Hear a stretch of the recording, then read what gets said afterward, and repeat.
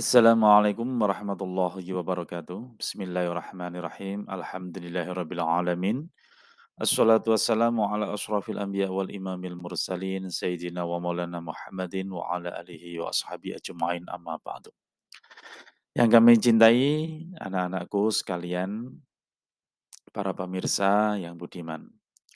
Pada kesempatan kali ini Pak Najib akan menyampaikan dan menerangkan bab tentang toharoh. Dalam gambar ini kita melihat salah seseorang telah mengerjakan wudhu, yaitu membasuh kaki ya. Toharoh, ya ini saya ambil bab tentang toharoh, kebersihan itu sebagian dari iman. An-nadhafatu minal iman. Yuk kita perkenalan dulu, mungkin para pemirsa yang belum kenal dengan saya adalah salah satu biodata saya. Bisa dibaca. Dan salah satu petikan, keberhasilan bukanlah milik orang yang pintar. Keberhasilan adalah kepunyaan mereka yang senantiasa berusaha. Baik anak-anak, lanjut saja kita ke materi. Adalah salah satu simulasi bersih itu indah. Ada alat pel dan mengambil sampah. Ini para warga atau masyarakat sedang mengumpulkan sampah bekas. Kita kenali lebih dekat dulu. Apa itu hadas? Hadas besar dan hadas kecil. Ini adalah simulasi kotoran hewan. Ya. Apa itu hadas dan hadas besar dan hadas kecil? Ya. Pengertian hadas. Ya. Anak-anak, pengertian hadas artinya keadaan tidak suci. Hadas dapat membatalkan sholat dan wudhu. Hal ini berbeda dengan najis karena najis hanya dapat membatalkan sholat, tetapi tidak membatalkan wudhu. Contohnya kentut adalah hadas kecil. Ya. Kemudian macam-macam hadas dan cara menyucinya atau menyucikannya. Jadi bersuci dari hadas ada dua macam, yaitu bersuci dari hadas kecil, bersuci dari hadas besar. Nah, jadi ada dua, bersuci dari hadas kecil dan hadas besar. Kemudian macam-macam cara menghilangkan atau menyucikan hadas kecil, yaitu berwudu jika ada air dan tayamum jika tidak terkena air. Jadi itu cara menghilangkan hadas besar adalah mandi wajib. Jadi anak-anak harus diketahui ya itu hadas kecil ataupun hadas besar. Kemudian setelah kita tahu hadas kecil dan hadas besar, anak-anak perlu kita ketahui penyebab penyebab hadas besar itu apa, Pak? Nah, ini bisa dilihat. Yang pertama, penyebab hadas-hadas besar adalah hadas yang berada pada seluruh tubuh manusia sehingga harus dicucikan seluruh tubuhnya dan dilarang untuk melakukan ibadah sebelum mandi wajib atau mandi besar. Satu, bersetubuh. Kedua, keluar mani. Ketiga, melahirkan. Keempat, haid. Lima, nifas. Keenam, meninggal dunia.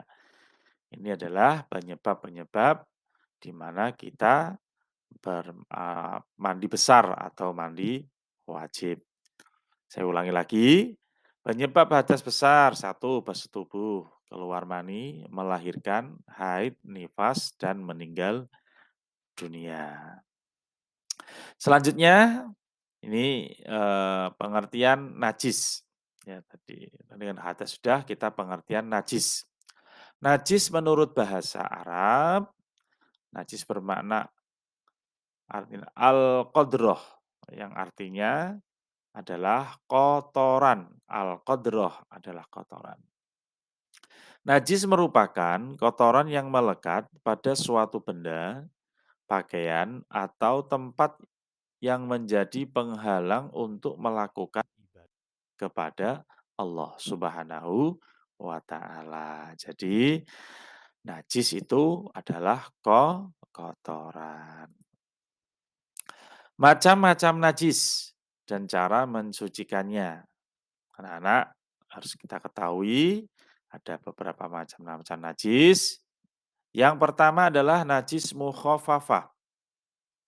Najis mukhafafah adalah jenis najis yang tingkat kekotorannya paling ringan.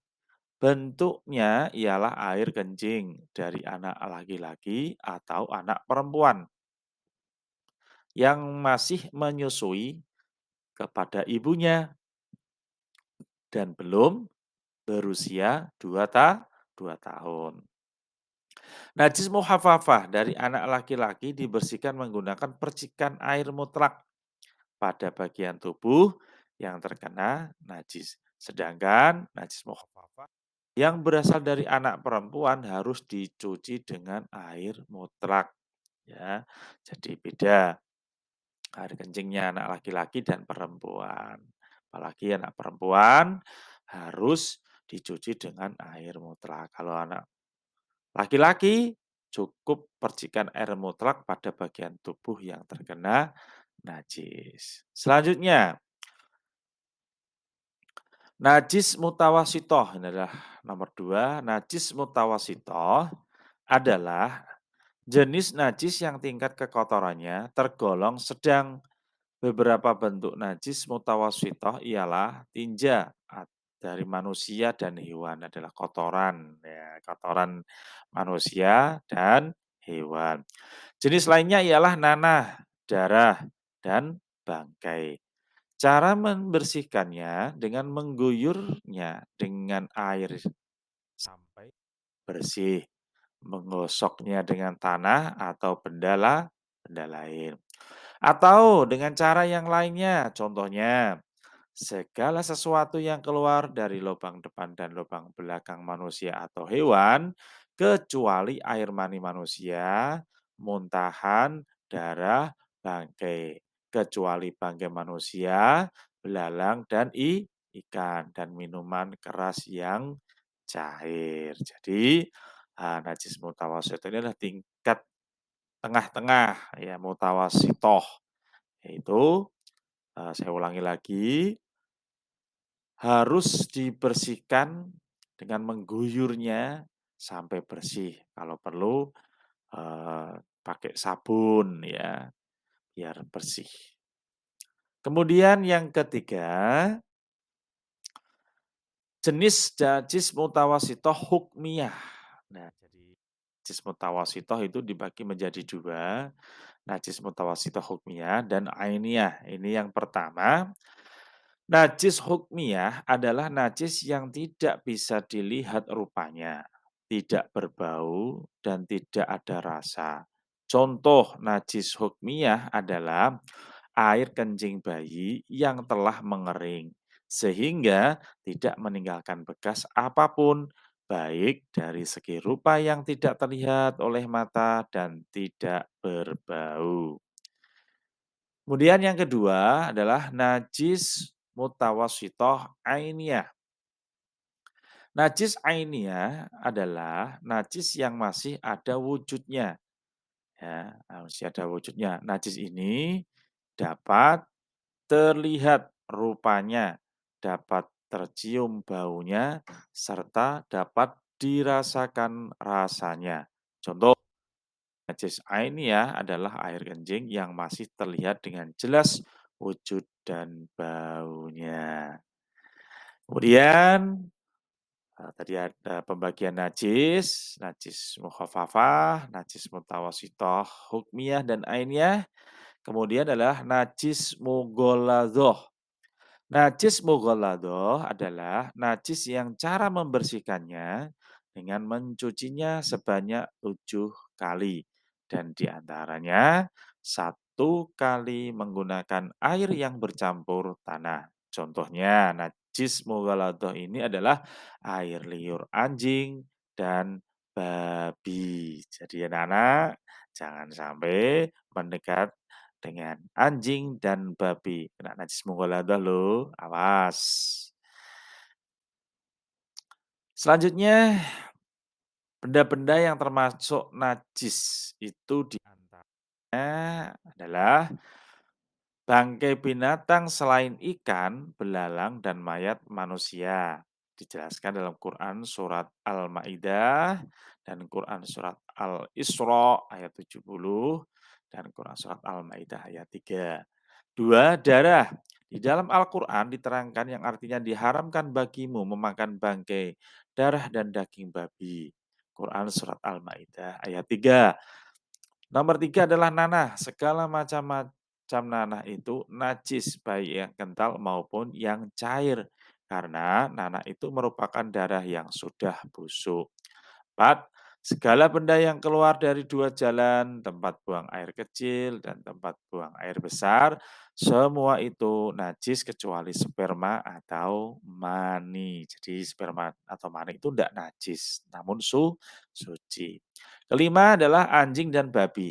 Sabda Rasulullah SAW, cara mencuci bejana seorang dari kamu adalah dijilat anjing.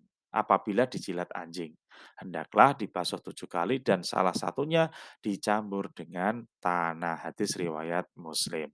Yang keenam, setiap minuman keras yang memabukkan atau arak. Quran Surat Al-Ma'idah ayat 90.